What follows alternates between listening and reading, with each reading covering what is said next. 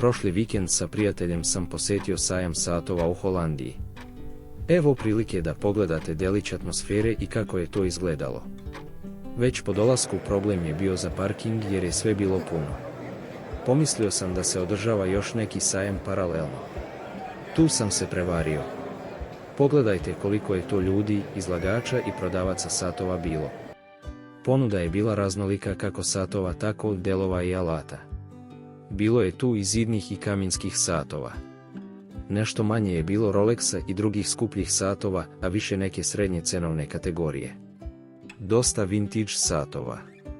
Bilo je kako profesionalnih prodavaca tako i preprodavaca, pa su cene bile tržišne.